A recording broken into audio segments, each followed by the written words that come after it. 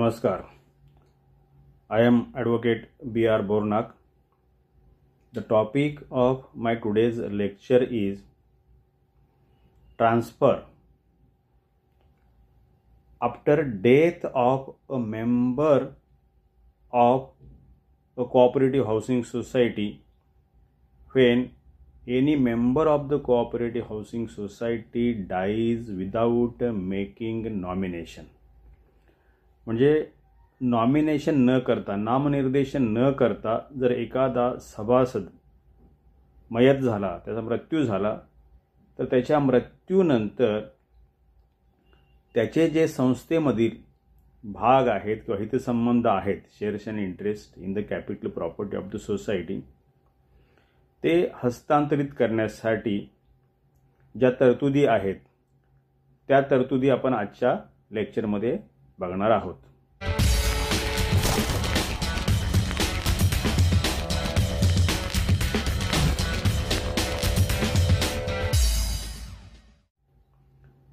तर ज्या वेळेला नॉमिनेशन असेल त्यावेळेला हस्तांतरणाची प्रक्रिया आहे ही दुसऱ्या व्हिडिओमध्ये मी एक्सप्लेन केलेली आहे आणि त्याच्यासाठी असणारे कोणकोणते ॲप्लिकेबल फॉर्म्स आहेत तेही डिटेलमध्ये माझ्या त्या नॉमिनेशनच्या बेसिसवरती ट्रान्सफर जे आहे त्या व्हिडिओमध्ये मी इन डिटेल एक्सप्लेन केलेले आहेत. तर आज आपण बघणार आहोत की नॉमिनेशन जर न करता एखादा सभासद मृत्यू पावला किंवा नॉमिनेशन असेल पण नॉमिनीज जे आहेत they do not come forward, म्हणजे सोसायटीला ते अप्रोच होत नाहीत within the given time period, तर अशा वेळेला सोसायटीनी काय पावलं उचलली पाहिजेत. आणि नॉमिनेशन नसेल तर ज्या व्यक्ती क्लेमंट्स आहेत, म्हणजे आपला हक्क सांगतात मयत सभासदाच्या भाग आणि हितसंबंधावरती, त्या व्यक्तींनी कोणती प्रक्रिया पार पाडली पाहिजे आणि कोणते कागदपत्र, कोणती डॉक्युमेंट्स संस्थेकडे सादर केली पाहिजेत ते आता आपण बघूया. तर या संबंधीची तरतूद जर आपण बघितली उपविधीमध्ये म्हणजे बायलॉजमध्ये, तर बायलॉ नंबर 35 म्हणजे बायलॉ नंबर 35 उपविधी क्रमांक 35 यामध्ये ही तरतूद दिलेली आहे. त्याच्यामध्ये नॉमिनेशन न करता एखादा सभासदाचा मृत्यू झाला किंवा नॉमिनी जर संस्थेकडे अप्रोच नाही झाले, संस्थेला जर नॉमिनीज लोकांनी त्यांची ती नॉमिनेशनच्या बेसिसवरती जी प्रक्रिया आहे ती पार पाडली नाही तर काय करायचं आहे. तर सर्वप्रथम इथे संस्थेला एखाद्या सभासदाच्या मृत्यूबद्दल माहिती मिळाली कोणत्याही मार्गाने असेना, म्हणजे जे लोक हक्क सांगतात त्यांनी डेथ सर्टिफिकेट, मयत सभासदाचा मृत्यू दाखला म्हणजे डेथ सर्टिफिकेट संस्थेला सादर केल्याच्या नंतर संस्था ही प्रक्रिया पार पाडू शकते. तर त्याच्यामध्ये प्रथमतः, कारण या ठिकाणी नॉमिनेशन केलेलं नाही आहे त्यामुळे हक्क सांगणाऱ्या व्यक्तीच ज्या आहेत त्याच फक्त कायदेशीर व्यक्ती आहेत का हक्क सांगण्यासाठी, हक्क त्यांचा जतन करण्यासाठी मयत सभासदाच्या भाग आणि हितसंबंधावरती, की अजून दुसऱ्या कोणत्या व्यक्तींचा ह्याच्यावरती हक्क आहे, क्लेम आहे, हे जाणून घेण्यासाठी संस्थेने उपविधी मधला अपेंडिक्स नंबर 16 आहे म्हणजे 16 नंबरचा जो फॉर्म आहे त्या फॉर्ममधल्या नमुन्यामध्ये म्हणजे फॉर्मॅटमध्ये पब्लिक नोटीस द्यायची आहे 2 लोकल न्यूजपेपर्समध्ये, म्हणजे स्थानिक पातळीवरती जी वर्तमानपत्र आहेत त्या 2 वर्तमानपत्रामध्ये. आणि प्रामुख्यानं याच्यामधलं एक वर्तमानपत्र हे मराठीमधलं असावं आणि दुसरं वर्तमानपत्र हे इंग्लिशमधलं असावं.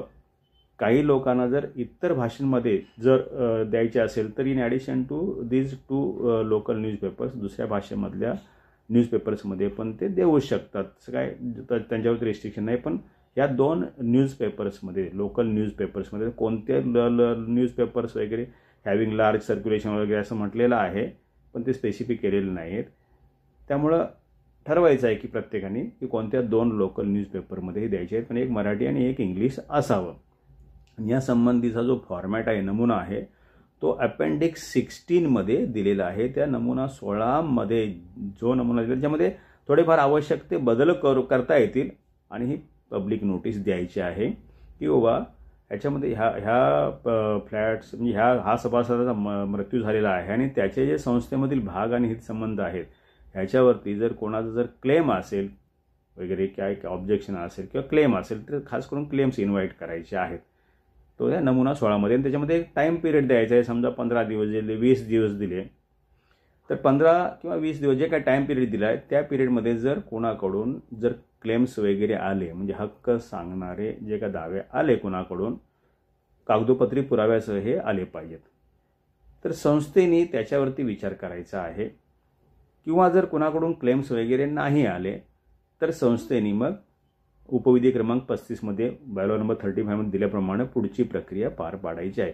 बरं, या पब्लिक नोटीसचा जो खर्च आहे हा खर्च जे लोक समजा क्लेम करण्यासाठी पुढे आले त्यांच्याकडून संस्थेने घ्यायचा आहे किंवा संस्थेने स्वतःहून जर पब्लिक नोटीस ही संस्थेनेच नोटीस द्यायची आहे, संस्थेने नोटीस द्यायची आहे आणि क्लेम्स ऑब्जेक्शन्स जे आहेत हे संस्थेकडे मागवायचे आहेत. बऱ्याचशा वेळेला आपण असं बघतो की काही संस्थांमध्ये ही पब्लिक नोटीस देण्यासाठी संबंधित जे क्लेमंट्स लोक आहेत त्यांना सांगितलं जातं आणि ते क्लेमंट्स लोक आउट अँड आउट नोटीस देतात आणि फक्त नोटीस पब्लिक नोटीसची प्रत संस्थेकडे आणून देतात.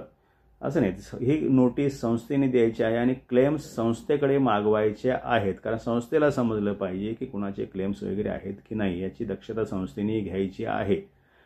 याच्यासाठी येणारा जो खर्च आहे पब्लिक नोटीससाठी हा संस्थेने त्या क्लेमंट्स लोकांकडून घ्यायचा आहे किंवा जर या ठिकाणी क्लेमंट्स कोण आले नाहीत आणि संस्थेने नोटीस दिली तर तो पब्लिक नोटीसचा खर्च आहे. संस्था त्या फ्लॅटच्या अगेन्स्ट त्या सभासदाच्या फ्लॅटच्या अगेन्स्ट जे बिल काढते त्या बिलामध्ये हा जो पब्लिक नोटीसचा खर्च आहे तो चार्ज करायचा आहे. संस्थेने स्वतःच्या खर्चाने जरी नोटीस दिली तर तो संबंधितांकडून वसूल करण्यासाठी बिलामध्ये तो चार्ज करायचा आहे किंवा क्लेमंट्स लोकांकडून तो घ्यायचा आहे. ठीक आहे, तर ते पब्लिक नोटीसचा कालावधी संपल्याच्या नंतर मग संस्था ते जे क्लेम्स आले त्याच्यावरती विचार करून संस्थेला वाटलं की बाबा ह्या क्लेम्समधले ज्या व्यक्ती आहेत ह्या म्हणजे प्रायमा फेसी म्हणजे सुकृतदर्शनी प्रथमदर्शनी ह्या क्लेम करण्यासाठी पात्र आहेत, त्यांनी सादर केलेल्या कागदपत्रांच्या आधारे ह्या पात्र आहेत. त्याच्यानंतर पुढे मग काय करायचं, जे काय क्लेमंट्स येतील समजा फक्त एकाचाच कोणाचा क्लेम आला किंवा एकच कोणतरी क्लेमंट आहे या पूर्ण प्रोसेसमध्ये तर मग बाकी पुढचे जे डॉक्युमेंट सबमिशन जे आहे तो पार्ट तसा म्हणजे एवढा कॉम्प्लिकेटेड नाही आहे. तर त्याच्यामध्ये मग संस्थेने समजा एकाचा क्लेम आला असेल तर मी पहिल्यांदा सांगतो काय करायला पाहिजे. एकाचा जर क्लेम आला तर त्या केसमध्ये संस्थेने त्या क्लेमंटला सांगायचं की आता ॲज पर बायलॉ नंबर 35 तू आता पुढचे डॉक्युमेंट्स सोसायटीला सबमिट कर. त्याच्यामध्ये कोणते डॉक्युमेंट्स आहेत, हा जो नमुना अपेंडिक्स 16 झाला पब्लिक नोटीसचा नमुना. त्याच्यानंतर जो क्लेमंट आहे एकमेव क्लेमंट त्यांनी सोसायटीच्या मेंबरशिपसाठी ॲप्लिकेशन करायचं आहे, त्याचा नमुना जो आहे हा अपेंडिक्स नंबर 17 आहे म्हणजे नमुना क्रमांक 17 उपविधीमधला. The form of application for membership by heir of deceased member. कारण या ठिकाणी नॉमिनेशन नसल्यामुळं किंवा नॉमिनीज पुढे न आल्यामुळं जी लोक क्लेम करतात किंवा जो व्यक्ती क्लेम करतो त्याला सुकृतदर्शनी प्रथमदर्शनी संस्था त्याला वारस मानते. लिगल हेअर नाही म्हणजे हेअर फक्त लिगल हेअरशिपची प्रक्रिया ती कोर्टाकडून ती सर्टिफाय व्हायला लागते. तर सुकृतदर्शनी प्रथमदर्शनी त्याला वारस मानून त्याला सांगितलं जाईल की तू मेंबरशिपसाठीचं ॲप्लिकेशन जे आहे हे संस्थेकडे सादर कर. मेंबरशिपसाठीचं ॲप्लिकेशन आहे तो आहे अपेंडिक्स नंबर 17 नमुना क्रमांक 17. आता ह्याच्यासोबत इकडे एक जरी क्लेमंट असेल तर या ठिकाणी एक इंडिम्निटी बॉन्ड मॅन्डेटरी आहे म्हणजे बंधनकारक आहे. कारण या ठिकाणी नॉमिनेशन न करता किंवा नॉमिनी पुढे न आल्यामुळं संस्था मेंबरशिप देते. त्यामुळं भविष्यामध्ये इन फ्युचर काही व्यक्ती क्लेम्स करू शकतात. त्याच्यासाठी जर असा जर कोणाचा क्लेम आला आणि त्या क्लेममधून जर काही कायदेशीर म्हणजे बाबी उद्भवल्या आणि समजा खटला कोर्टामध्ये वगैरे गेला, लिटिगेशनमध्ये ही मॅटर जर गेली, त्या ठिकाणी लिटिगेशनमध्ये जे कोर्ट कचेरीमध्ये जो संस्थेला खर्च होणार आहे त्या खर्चाची नुकसान भरपाईची जबाबदारी आहे हा जो क्लेमंट आहे, ॲप्लिकंट आहे, जो मेंबरशिपसाठी ॲप्लिकेशन करणार आहे, तो भरून देण्याची हमी त्यांनी द्यायची आहे संस्थेकडे. आणि त्याच्यासाठी त्यांनी एक संस्थेला आताचा जो स्टॅम्प ड्युटीचा आताचा जो दर आहे तो 500 रुपये आहे. 500 रुपयाच्या स्टॅम्प पेपरवरती त्यांनी एक इंडिमनिटी बॉन्ड संस्थेला सबमिट करायचा आहे. त्याचा नमुना जो आहे उपविधीमध्ये तो नमुना क्रमांक 19 आहे. म्हणजे अपेंडिक्स नंबर 19 मध्ये हा इंडिमनिटी बॉन्ड 500 रुपयाच्या स्टॅम्प पेपर त्यांनी द्यायचा आहे. या ठिकाणी क्लेमंट जरी एक असेल तरी हा इंडिमनिटी बॉन्ड मॅन्डेटरी आहे. नॉमिनेशनच्या केसमध्ये एकापेक्षा जास्त नॉमिनीज असतील तर तो 18 नंबरचा जो नमुना आहे अपेंडिक्स नंबर 18 तो इंडिमनिटी बॉन्ड त्या ठिकाणी एकापेक्षा जास्त नॉमिनीज असतील तर द्यायचा आहे. पण नॉमिनीज नसतील आणि पब्लिक नोटीस देऊन जर मेंबरशिप देण्याची प्रक्रिया पार पाडायची असेल तर या ठिकाणी हा अपेंडिक्स नंबर 19 मधला इंडिमनिटी बॉन्ड जो आहे हा 500 रुपयाच्या स्टॅम्प पेपरवरती मॅन्डेटरी आहे. म्हणजे क्लेमंट्स किती आहेत याचा संबंध इरिस्पेक्टिव्ह ऑफ नंबर ऑफ क्लेमंट्स. एक जरी क्लेमंट असेल तर लक्षात ठेवा की हा इंडिमनिटी बॉन्ड 500 रुपये स्टॅम्प पेपरवरती अपेंडिक्स नंबर 19च्या फॉर्मॅटमध्ये तो जो ॲप्लिकंट आहे त्यांनी संस्थेला सादर केलाच पाहिजे. ओके, म्हणजे अपेंडिक्स नंबर 17 तर म्हणजे अपेंडिक्स नंबर 16 मधली पब्लिक नोटीस झाली, अपेंडिक्स नंबर 17 मधलं ॲप्लिकेशन फॉर मेंबरशिप झालं, अपेंडिक्स नंबर 19 मधला इंडिमनिटी बॉन्ड झाला ऑन ₹500 स्टॅम्प पेपर. याच्यासोबत on ₹200 stamp paper appendix number 3 द्यायचा आहे. हा अपेंडिक्स नंबर 3 कशासाठी आहे तर हे appendix number 3 on ₹200 stamp paper by the prospective member to use the flat for the purpose for which it is purchase. त्याला आपण नो चेंज ऑफ युजरचं अंडरटेकिंग म्हणतो. म्हणजे ज्या पर्पजसाठी फ्लॅट तो अलॉट झालेला आहे त्या पर्पजसाठीच मी वापरेन असं प्रॉस्पेक्टिव्ह मेंबर म्हणजे होऊ घातलेला सभासद आहे त्यांनी एक अंडरटेकिंग संस्थेला द्यायचं आहे 200 रुपये स्टॅम्प पेपरवरती. हे नवीन मेंबरशिपसाठी सगळ्यांनाच ॲप्लिकेबल आहे. हे अपेंडिक्स नंबर 3 जो आहे तर तो अपेंडिक्स नंबर 3 200 रुपये स्टॅम्प पेपर तुम्ही त्याच्याकडून घ्यायचा आहे. आणि समजा जर हा प्रॉस्पेक्टिव्ह मेंबर आहे म्हणजे होऊ घातलेला मेंबर हा जर स्वतः इंडिपेंडंट सोर्स ऑफ अर्निंगवाला व्यक्ती नसेल, इंडिपेंडंट सोर्स ऑफ अर्निंगवाला जर व्यक्ती नसेल तर ती व्यक्ती सोसायटीच्या ड्यूज किंवा लॅबिलिटीज पे करण्यासाठी ज्याच्यावरती डिपेंड आहे त्या व्यक्तीकडून हा अंडरटेकिंग घ्यायचा आहे अपेंडिक्स नंबर 4 मधला ऑन ₹200 स्टॅम्प पेपर. म्हणजे अपेंडिक्स नंबर 4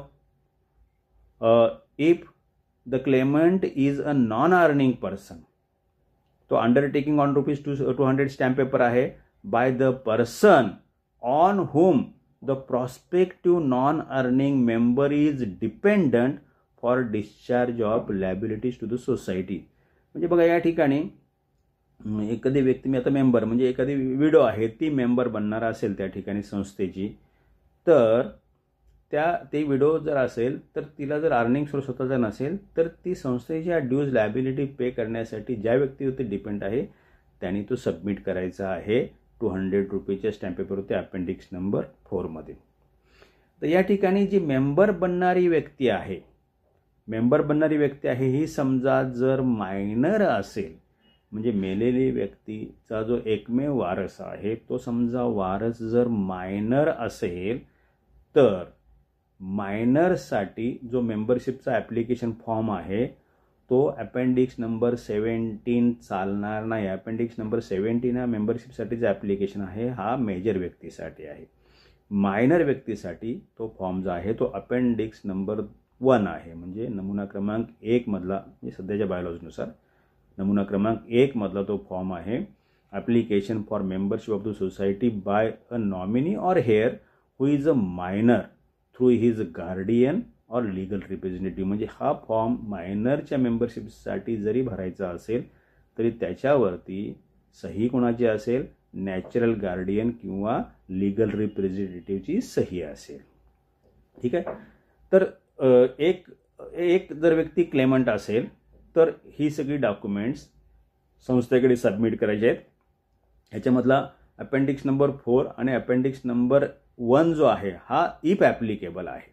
म्हणजे जर गरज असेल तर बाकीचे डॉक्युमेंट्स आहेत हे मॅन्डेटरी आहेत. म्हणजे अपेंडिक्स नंबर 16 मधली पब्लिक नोटीस, जर मेजर अप्लिकंट असेल मेजर तर अपेंडिक्स नंबर 17 हा form of application for membership. नंतर पुढे अपेंडिक्स नंबर 19 हा indemnity bond on ₹500 stamp paper. नंतर अपेंडिक्स नंबर 3 हा undertaking on ₹200 stamp paper for no change of user. हे मॅन्डेटरी आहेत. आणि या ठिकाणी जर मायनर असेल तर अपेंडिक्स नंबर 17च्या ऐवजी अपेंडिक्स नंबर 1. आणि जर नॉन अर्निंग पर्सन असेल प्रॉस्पेक्टिव्ह मेंबर तर अपेंडिक्स नंबर 4 म्हणजे ज्या व्यक्तीवरती डिपेंड आहे त्या व्यक्तीकडून घ्यायचा आहे. हा काही ॲप्लिकंट मेंबरने द्यायचा नाही आहे, तो ज्या व्यक्तीवर डिपेंड आहे त्या व्यक्तीने द्यायचा आहे. आणि या सगळ्या डॉक्युमेंटसोबत सोसायटीची एंट्रन्स फी म्हणून त्याने ₹100चा चेक जो आहे हा सोसायटीला सबमिट करायचा आहे. आता हे जे डॉक्युमेंट झाले हे डॉक्युमेंट्स ज्यावेळी सिंगल क्लेमंट असेल त्यावेळेला. आता समजा एकापेक्षा जर जास्त क्लेमंट्स असतील या ठिकाणी मयत सभासदाचे तर त्यावेळेला ॲडिशनल डॉक्युमेंट एक रिक्वायर्ड आहे. तर त्याच्यामध्ये साधारणतः ॲडिशनल डॉक्युमेंट म्हणून जे लागतं हे जे डॉक्युमेंट आहे हे जितके क्लेमंट्स आहेत त्यांचं एक जॉईंट ॲफिडेव्हिट लागतं. म्हणजे समजा 2 क्लेमंट्स असतील तर त्यांचं जॉईंट ॲफिडेव्हिट, 3 असतील 4 असतील की जितके काही क्लेमंट्स आहेत या ठिकाणी पुढे आलेत की आमचा क्लेम आहे म्हणून त्यांच्याकडून एक जॉईंट ॲफिडेव्हिट घ्यायचं आहे. ते जॉईंट ॲफिडेव्हिटमध्ये त्यांनी असं मेन्शन करायचं आहे की आम्ही व इतके लोक जे आहोत ते ह्या मयत सभासदाचे भाग आणि हितसंबंधावरती आमचा हक्क आहे आणि आमचा हक्क आम्ही सांगतो याच्यावरती. आणि आमच्यामध्ये आम्ही असं ठरवलेलं आहे की आमच्यामधली ही जी व्यक्ती आहे हा जो क्लेमंट आहे तो संस्थेचा रेग्युलर मेंबर होईल म्हणजे मेन मेंबर होईल. आणि बाकी आमची नावं तुम्ही जी आहेत नंतर अशा 1 नंबरला ह्या मेन व्यक्तीचं नाव लिहा जो 17 नंबरचा फॉर्म भरून मेंबर होईल. आणि मग बाकी पुढची आमची नावं तुमच्या संस्थेच्या रेकॉर्डवरती मेंबरशिपच्या रेकॉर्डवरती या क्रमाने लिहा. आणि ह्याला काय आमचं ऑब्जेक्शन नाही आहे. आणि पुढे जर काय ह्याला कोणी आमच्यातल्या ऑब्जेक्शन घेतलं का इथं कोणी घेतलं त्याला आम्ही जबाबदार राहू आणि संस्थेला होणाऱ्या नुकसानीस आम्ही त्याची भरपाई करू. अशा प्रकारे हे जॉईंट ॲफिडेव्हिट आहे सगळ्या क्लेमंट्सनी द्यायचं असतं. जर एकापेक्षा जास्त क्लेमंट्स असतील तर म्हणजे एकापेक्षा जास्त क्लेमंट्स असतील तर कुठले कुठले डॉक्युमेंट्स येणार बघा. अपेंडिक्स नंबर 16 ही पब्लिक नोटीस आलीच आली. अपेंडिक्स नंबर 17 हा ॲप्लिकेशन फॉर मेंबरशिप म्हणजे जॉईंट ॲफिडेव्हिटमध्ये ज्या व्यक्तीला सगळे बाकी इतर लोक अधिकार देतात मेंबर बनण्यासाठी त्या व्यक्तीने हे appendix number 17 that is application for membership submit करायचं आहे. इंडिमनिटी बॉन्ड आला, जी व्यक्ती मेंबरशिपसाठी अर्ज करते त्या व्यक्तीकडून ₹500 स्टॅम्प पेपरवरती हा इंडिमनिटी बॉन्ड देणं बंधनकारक आहे. जर संस्थेला वाटलं की सगळ्यांनाच याच्यामध्ये बाइंडिंग करून घ्यायचं आहे तर या इंडिमनिटी बॉन्डवरती इंडिमनिटी बॉन्डच्या वर्डिंगमध्ये आवश्यकते बदल करून सर्व लोकांकडून हा इंडिमनिटी बॉन्ड घेऊ शकते संस्था जर एकापेक्षा जास्त क्लेमंट्स असतील तर. पुढे अपेंडिक्स नंबर 3 जो आहे हा जो मेंबरशिपसाठी अर्ज करणारा व्यक्ती आहे त्याने द्यायचा आहे. अपेंडिक्स नंबर 4 जर जरूरत असेल म्हणजे ही जी व्यक्ती आहे ही जर नॉन अर्निंग असेल तर हा अपेंडिक्स नंबर 4 द्यायचा आहे. आणि या ठिकाणी जर ही सभासदासाठी अर्ज करणं म्हणजे ज्याच्या मायनरसाठी असेल तर तो अपेंडिक्स नंबर 1. आणि ॲडिशनल डॉक्युमेंट जे आहे तुम्हाला द्यायचं आहे हे जे आहे हे जॉईंट ॲफिडेव्हिट द्यायचं आहे. सगळ्या ऑल क्लेमंट्स मिळून जॉईंट ॲफिडेव्हिट द्यायचं आहे. आणि एंट्रन्स फीचं जे पेमेंट आहे हे एंट्रन्स फीचं पेमेंट पर हेड ₹100 द्यायचं आहे. मग एकापेक्षा जास्त क्लेमंट्स असतील तर ही सगळी डॉक्युमेंट्स जी आहेत ही जी आहेत ही ॲज पर बायलॉ नंबर 35 जर का नॉमिनेशन न करता एखादा मेंबरचा मृत्यू झाला किंवा नॉमिनीज लोक पुढे नाही आले तर संस्थेने ही प्रक्रिया पार पाडायची आहे आणि ही जी डॉक्युमेंट्स घ्यायची आहेत.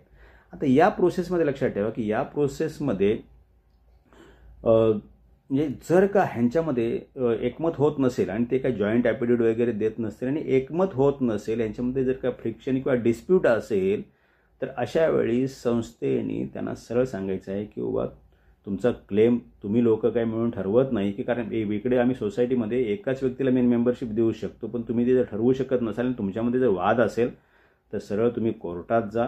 कोर्टामार्फत हा तुमचा जो वाद आहे हा मिटवा आणि कोर्टामार्फत जी काय ऑर्डर घेऊन या आणि त्या कोर्टाच्या ऑर्डरमध्ये कोर्ट ज्या प्रकारे आदेश देईल त्या प्रकारे संस्थेच्या रेकॉर्डवरती 1 नंबर 2 नंबर 3 नंबरला आम्ही नावं टाकू. मग संस्थेने हे जे प्रकरण आहे हे होल्डवरती ठेवायचं आहे. जर ह्यांच्यामध्ये एकमत होत नसेल तर हे खास करून कधी एकापेक्षा जास्त क्लेमंट्स असतील तर हा प्रसंग उद्भवू शकतो. सिंगल क्लेमंट असेल, एकच असेल तर काय हा प्रश्न उद्भवणार नाही. मग आता जी सांगितलेली डॉक्युमेंट्स घेऊन मग येणाऱ्या मॅनेजिंग कमिटी मीटिंगमध्ये तसा प्रस्ताव जो आहे पारित करून त्या संबंधित ॲप्लिकंट किंवा ॲप्लिकंट्सना कळवायचं आहे की तुमचं सभासदत्व मंजूर झालेलं आहे आणि तुम्ही सभासदत्वाचे म्हणजे जे हक्क आहेत ते या ठिकाणी उपभोगू शकता. अशा प्रकारे ही प्रोसिजर आहे बायलॉ नंबर 35 नुसार, ज्या वेळेला नॉमिनेशन नसेल किंवा नॉमिनी लोक पुढे नाही आले तर. आता या ठिकाणी लक्षात ठेवा की नॉमिनेशनच्या बेसिसवरती किंवा म्हणजे नॉमिनेशन बेसिसवरती उपविधी क्रमांक 34 जे आहे म्हणजे बायलॉ नंबर 34 आहे, त्यामध्ये प्रोसिजर आहे ती मी वेगळ्या लेक्चरमध्ये सांगितलेली आहे आणि आता जे सांगितलं तुम्हाला ते बायलॉ नंबर 35 नुसार सांगितलेलं आहे. तर याच्यामध्ये जे सांगितलेलं आहे त्यानुसार म्हणजे ते सबमिशन केल्याच्यानंतर ते कंप्लाय केल्याच्यानंतर जी मेंबरशिप संस्था देते ही प्रॉपर्टीच्या ओनरशिपशी त्याचा काही संबंध नाही. ही जी मेंबरशिप आहे संस्थेने फक्त मयत सभासदाचे शेअर्स ट्रान्सफर करण्यासाठी, सोसायटीमधले शेअर्स अँड इंटरेस्ट ट्रान्सफर करण्यासाठीची प्रक्रिया आहे. या प्रक्रियेमध्ये ज्या व्यक्ती मेंबर बनतात त्या व्यक्ती त्या जे प्रॉपर्टी किंवा फ्लॅट असेल त्याच्यावरती एकट्याचा मालकी हक्क गाजवू शकत नाहीत किंवा सांगू शकत नाहीत आणि इतर जोपर्यंत बाकीचे जे लिगल हेअर्स आहेत, कायदेशीर प्रक्रिया पार पाडून, जे आता मी पुढच्या पार्टमध्ये बघणार आहोत, कायदेशीर प्रक्रिया पार पाडून जोपर्यंत ते रेकॉर्डवरती येत नाही तोपर्यंत अशा प्रकारे मेंबरशिप मिळालेली व्यक्ती जी आहे ती तो फ्लॅट जो आहे हा फ्लॅट किंवा युनिट जो आहे जो हा एक ट्रस्टी म्हणून सांभाळेल in trust till all legal heirs are brought on record. म्हणजे बाकीचे जे कायदेशीर वारस आहेत ज्यांचा हक्क कायदेशीर आहे, कायदेशीर वारस म्हणून, लिगल हेअर्स म्हणून, हे सगळे लोक जोपर्यंत रेकॉर्डवरती येत नाहीत तोपर्यंत ही जी व्यक्ती मेंबर बनलेली आहे ती व्यक्ती ट्रस्टमध्ये तो फ्लॅट होल्ड करेल. ती कोणत्याही प्रकारचा थर्ड पार्टी इंटरेस्ट क्रिएट करणार नाही किंवा विकण्याचा अधिकार नाही, त्याच्यावरती कर्ज घेण्याचा अधिकार नाही किंवा इतर कोणत्याही मार्गाने कुठल्या थर्ड पार्टीचा त्याच्यावरती इंटरेस्ट क्रिएट त्या मेंबरला करता येणार नाही. तर हा झाला पार्ट जो आहे नॉमिनेशन नसेल तर या ठिकाणी कोणत्या प्रकारे कशा प्रकारे मेंबरशिप द्यायची आहे ॲज पर बायलॉ नंबर 35. आता आपला पुढचा जो पार्ट आहे या लेक्चरचा त्याच्यामध्ये हा जो ट्रान्समिशन म्हणजे मयत सभासदाचे शेअर्स आणि इंटरेस्ट ट्रान्सफर करण्याची जी प्रक्रिया आहे त्याला ट्रान्समिशन म्हणतात. And it takes place by operation of law, म्हणजे कायदेशीर तरतुदीनुसार ती प्रक्रिया होत असते. आता मी एका वेगळ्या लेक्चरमध्ये बघितलं नॉमिनेशन असेल तर कोणती प्रक्रिया पार पाडायची. आता तुम्हाला सांगितलं नॉमिनेशन नसेल किंवा नॉमिनीज पुढे नाही आले तर कोणती प्रक्रिया, हे उपविधीनुसार झालं. म्हणजे उपविधीनुसार म्हणजे उपविधी क्रमांक 34 म्हणजे नंबर 34 जो आहे तो नॉमिनेशन असेल तर कोणती प्रक्रिया पार पाडायची. उपविधी क्रमांक 35 म्हणजे बायलॉ नंबर 35 जो आहे नॉमिनेशन नसेल किंवा नॉमिनीज पुढे नाही आले तर कोणती प्रक्रिया पार पाडायची. तर आता आपल्याकडे आपला जो महाराष्ट्र कोऑपरेटिव्ह सोसायटीज ॲक्ट 1960 जो आहे हा कायदा, ह्या कायद्यामध्ये नवीन 2019ला काही बदल झालेले आहेत. त्या बदलानुसार नवीन हाऊसिंग सोसायट्यांसाठी काही नवीन तरतुदी केल्या आहेत. त्याच्यामध्ये सेक्शन 154B नावाचा एक वेगळा सेक्शन टाकलेला आहे आणि त्याच्यामध्ये वेगळं एक प्रकरण इंट्रोड्यूस केलेलं आहे नवीन आपल्या महाराष्ट्र कोऑपरेटिव्ह सोसायटी ॲक्ट 1960मध्ये.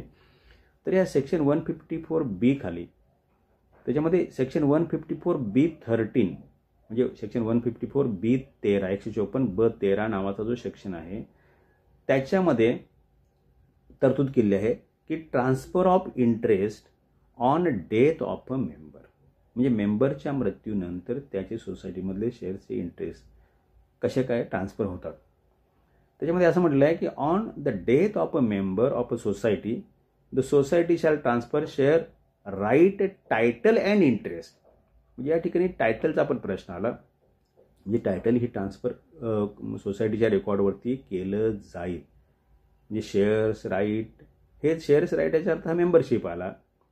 पण टायटल ज्यावेळी म्हटले त्यावेळी ते ओनरशिपशी संबंध करतं. म्हणजे सोसायटीच्या रेकॉर्डमध्ये म्हणजे शेअर्स राईट आणि टायटल अँड इंटरेस्ट म्हणजे मालकी हक्कासह सगळे शेअर्स आणि राईट आणि इंटरेस्ट जे आहे हे ट्रान्सफर करेल in the property of the deceased member in the society. आता हे कुणाकुणाला करू शकते सोसायटी, त्याच्यामध्ये सोसायटीला ऑप्शन्स दिले आहेत. म्हणजे या ठिकाणी मालकी हक्क जर सोसायटीला ट्रान्सफर करायचा असेल फक्त मेंबरशिप नव्हे, मेंबरशिप सोबत मालकी हक्क किंवा मालकी हक्कासोबत मेंबरशिप म्हणजे तो जर म्हणजे सोसायटीच्या दप्तरी त्याची जर नोंदणी करायची असेल म्हणजे एंट्री करायची असेल तर त्या सोसायटीसाठी कोणत्या डॉक्युमेंटचा आधार घेऊ शकते सोसायटी. त्यामध्ये पहिला जो ऑप्शन दिला आहे तो आहे on the basis of testamentary documents.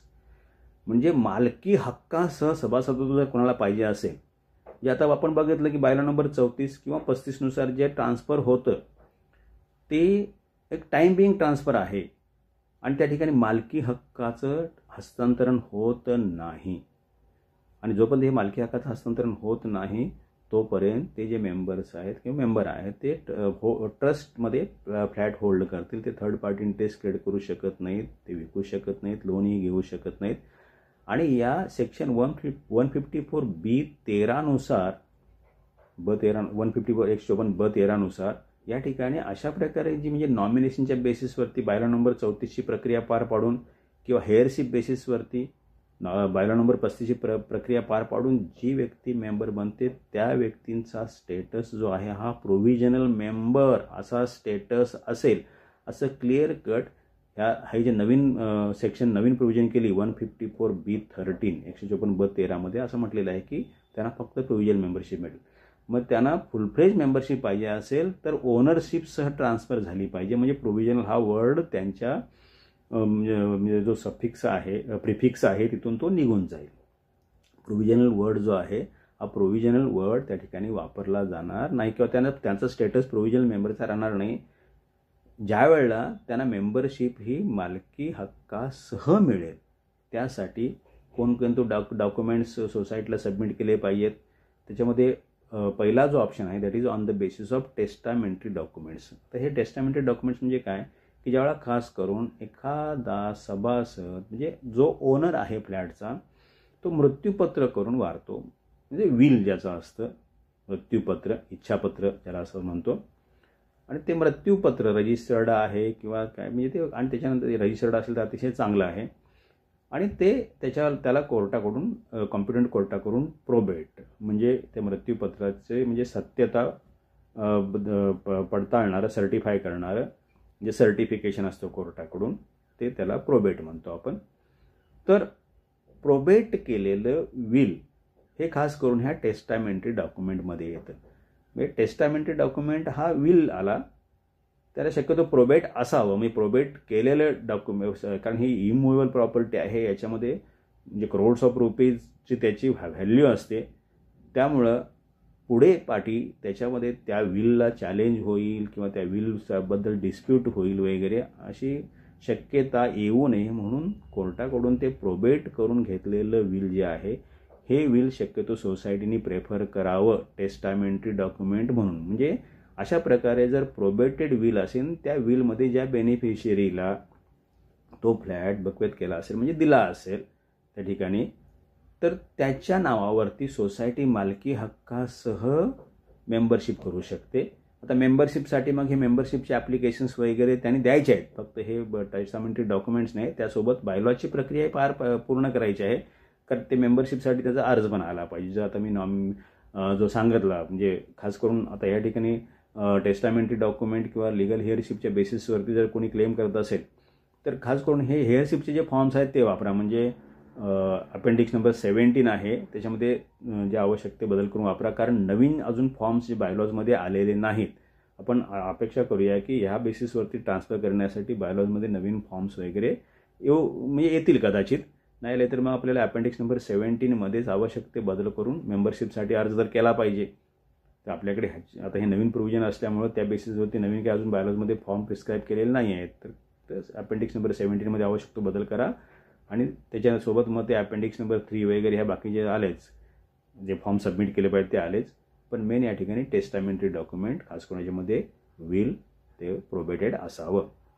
दुसरा पर्याय संस्थेसमोर आहे ते म्हणजे सक्सेशन सर्टिफिकेट. म्हणजे या ठिकाणी जे लिगल हेअर्स असतात ते कोर्टामध्ये कॉम्पिटंट कोर्टाकडे अप्रोच होतात आणि कोर्टाकडून ते सर्टिफाय करून घेतात की आम्ही सक्सेसर्स आहोत. तर अशा प्रकारे सक्सेशन सर्टिफिकेट जर कॉम्पिटंट कोर्टाने इश्यू केलं असेल ते सर्टिफिकेट घेऊन येणाऱ्या ज्या व्यक्ती आहेत त्याच सक्सेसर्स आहेत त्या डिसीज मेंबरच्या. हे शिक्कामोर्तब झालेलं असतं. त्यामुळे सोसायटीने त्या व्यक्तींच्या नावे टायटल सोसायटीच्या रेकॉर्डमध्ये नोंदलं पाहिजे त्या फ्लॅट संदर्भातलं. आणि त्याच्यामध्ये समजा सक्सेशन सर्टिफिकेटमध्ये पुन्हा सांगतो की पुन्हा एकापेक्षा जास्त व्यक्तींच्या नावाने सक्सेशन सर्टिफिकेट इश्यू झालं असेल कोर्टाकडून, किंवा या 2 व्यक्ती 3 व्यक्ती किंवा 4 व्यक्ती ह्याच्या मयत जो सभासद आहे किंवा फ्लॅट ओनर आहे त्याच्या प्रॉपर्टीवरती हक्क सांगण्यासाठी कायदेशीर वारस आहेत, कायदेशीर सक्सेसर्स आहेत, असं जर कोर्टाने सर्टिफाय केलं असेल, मग पुन्हा या सगळ्या लोकांना सांगायचं की अरे वा तुम्ही आता तुमच्यामध्ये ठरवा आणि जॉईंट ॲफिडेव्हिट द्या. कारण इथली मेन मेंबरशिप एकालाच दिली जाऊ शकते. त्यामुळे जॉईंट ॲफिडेव्हिट त्यांच्याकडून घेऊन त्याच्यामध्ये ज्या व्यक्तीला ते मेन मेंबरशिपसाठी प्रेफरन्स असतात त्या व्यक्तीच्या नावाने मेन मेंबरशिपचा अर्ज घ्यायचा. आणि बाकीच्या लोकांना जे आहेत मग जॉईंट ओनर्स म्हणून त्या ठिकाणी सोसायटीच्या रेकॉर्डवरती आणायचं. त्या ठिकाणी जॉईंट मेंबर असा एक प्रकार आहे आता नवीन, पण जॉईंट मेंबरसाठी अजून बायलॉजमध्ये प्रिस्क्राईब फॉर्म नाही आहे. त्यामुळं असोसिएट मेंबरशिपचा जो 5 नंबरचा फॉर्म आत्ता आहे बायलॉजमध्ये त्याच्यामध्ये आवश्यक ते बदल करून तो तुम्हाला वापरता येईल. आणि मेन मेंबरशिपसाठी अपेंडिक्स नंबर 17 आहे तो फॉर्म तुम्हाला आवश्यक ते बदल करून वापरता येईल. आत्ताचं म्हणजे आत्ताच्या ह्याला की नवीन फॉर्म्स आल्याच्यानंतर मग ते नवीन फॉर्म वापरायला लागतील तुम्हाला. ठीक आहे. म्हणजे एक तर on the basis of testamentary documents, दुसरं or on the basis of succession certificate, or on the basis of legal heirship certificate. म्हणजे लिगल हेअरशिप सर्टिफिकेट बऱ्याचशा वेळा काही जे म्हणजे खास करून तुम्ही रुरल एरियामध्ये वगैरे गेला तर त्या ठिकाणी हे कोर्टात अप्रोच होणं वगैरेच्या ऐवजी तिथे तहसीलदार वगैरे असतात त्यांच्याकडे जाऊन हे सर्टिफिकेशन घेतलं. त्या ठिकाणी सर्व प्रोसेस आहे कोर्टासारखीच आहे. सक्सेशन सर्टिफिकेटच्या प्रोसेसमध्ये पण पब्लिक नोटीस वगैरे दिली जाते. लिगल हेअरशिपच्या सर्टिफिकेटवरती त्या ठिकाणी तुमचं जन्म मृत्यूचं रेकॉर्ड जे असतं ते व्हेरीफाय करून त्या ठिकाणी तालुक्याच्या लेवलला वगैरे म्हणजे government authorise government authority competent authority आहे त्याच्याकडून हे लिगल हेअरशिपचं सर्टिफिकेट इश्यू केलं जातं. त्या बेसिसवरती पण ही सेम सक्सेशन सर्टिफिकेट सारखीच प्रक्रिया पार पाडून संस्था लिगल हेअरशिप ज्यांच्या नावाने इश्यू झालेली आहे सर्टिफिकेट, लिगल हेअरशिप सर्टिफिकेट ज्यांच्या नावाने इश्यू झाले त्यांच्या नावाने ह्या टायटलसह मेंबरशिप म्हणजे मालकी हक्कासह मेंबरशिपची नोंदणी संस्था आपल्या रेकॉर्डमध्ये या व्यक्तींच्या नावे करू शकते. त्याच्यासाठी मी सांगितल्याप्रमाणे जे उपवेदीमधले फॉर्म्स आहेत ते फॉर्म्स त्यांच्याकडून सबमिट करून घ्या.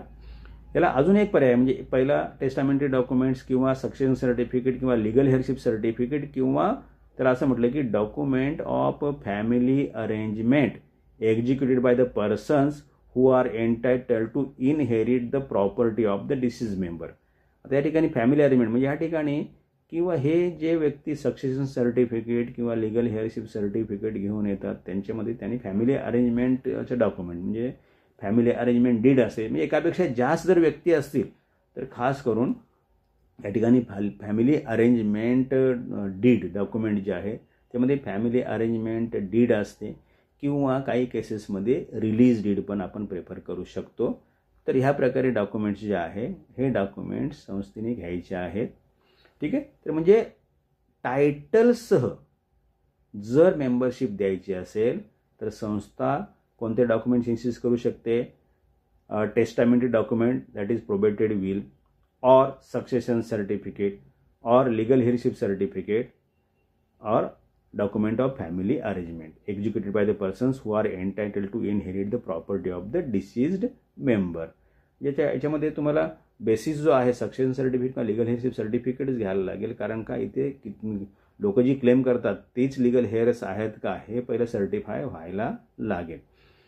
तर ही जी डॉक्युमेंट्स आहेत ज्याच्यामध्ये फॅमिली अरेंजमेंट डीड किंवा रिलीज डीड येतं तर ही डॉक्युमेंट्स घेऊन संस्था काय करू शकते? टायटलसह सोसायटीची मेंबरशिप सभासद होतो त्या व्यक्तींच्या नावे करू शकते. आणि त्याच्यासाठी मी आता एक्सप्लेन केल्याप्रमाणे बायोलॉजमधले जे फॉर्म्स आहेत ते आवश्यक ते बदल करून ते संस्थेला त्यांनी सबमिट करायला पाहिजेत. आणि एंट्रन्स फी पर हेड जी आहे या ठिकाणी 100 रुपीज एंट्रन्स फी संस्थेला दिली पाहिजे. त्यांनी या ठिकाणी लक्षात ठेवा सभासदाच्या मृत्यूनंतर नॉमिनी किंवा ॲज पर बायोलॉ नंबर 34 नॉमिनीला ट्रान्सफर करायचं आहे किंवा नॉमिनीज नाव ॲज पर बायोलॉ नंबर 35 जर हेअरशिपच्या बेसिसवरती ट्रान्सफर करायचे पब्लिक नोटीस देऊन किंवा हा जे नवीन सेक्शन जो आता ॲक्टमध्ये आहे 154B13 यानुसार जर ट्रान्सफर करायचं असेल तर या ठिकाणी ट्रान्सफर हे जे आहे दॅट इज अ ट्रान्समिशन, याला ट्रान्समिशन म्हणतो आपण. आणि या ठिकाणी तुमचे जे ट्रान्सफर प्रीमियम म्हणून संस्था 25,000 घेऊ शकते तो इथे ॲप्लिकेबल नाही. तो फक्त सेल असेल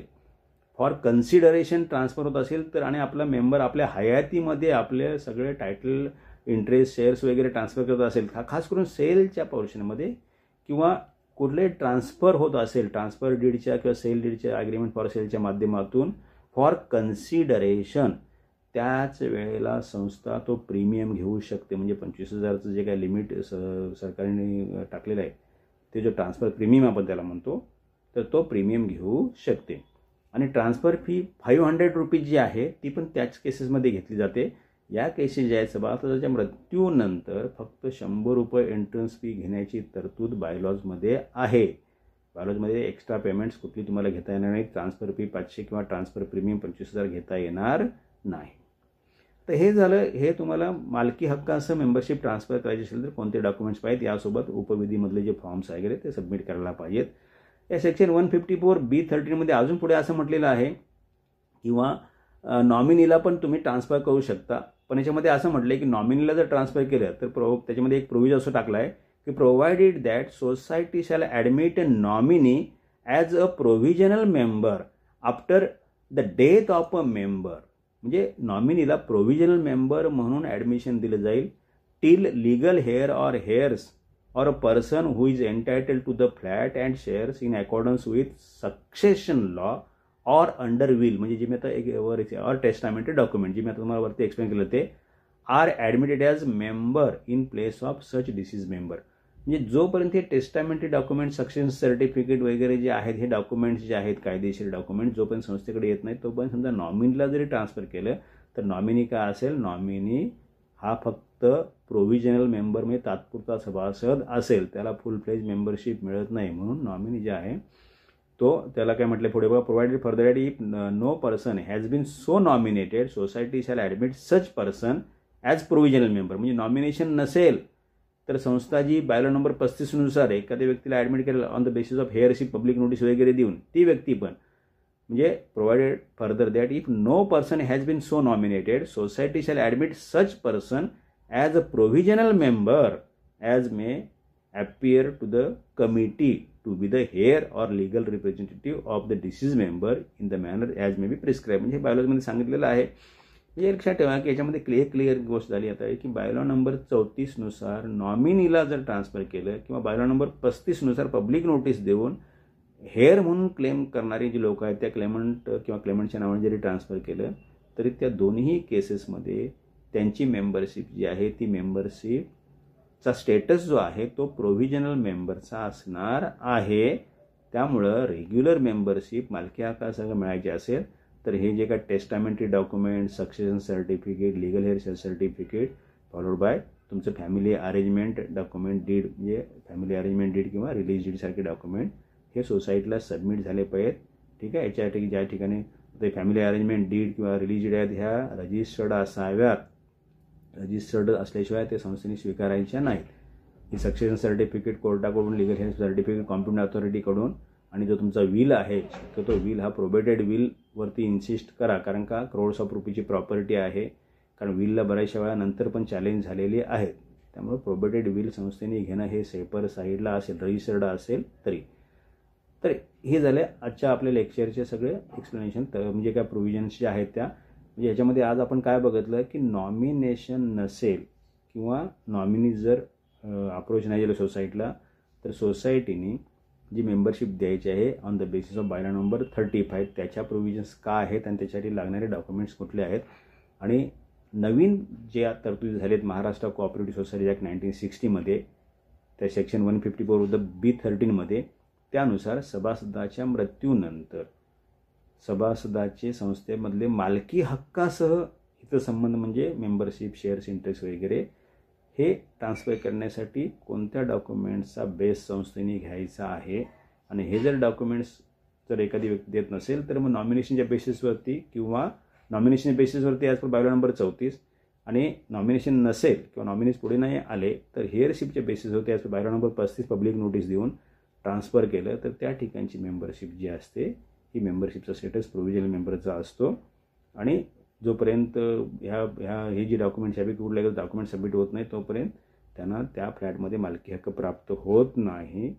ते त्या फ्लॅटचे ट्रस्टी म्हणून फ्लॅट होल्ड करतील, त्यांना विकता येणार नाही किंवा थर्ड पार्टी इंटरेस्ट क्रिएट करता येणार नाही. या सगळ्या तरतुदी आपण आजच्या लेक्चरमध्ये बघितलेल्या आहेत. आजचं लेक्चर आपल्याला सगळं समजलं असेल व्यवस्थित अशी आशा करतो आणि मी माझं आजचं लेक्चर संपवतो. Thank you very much.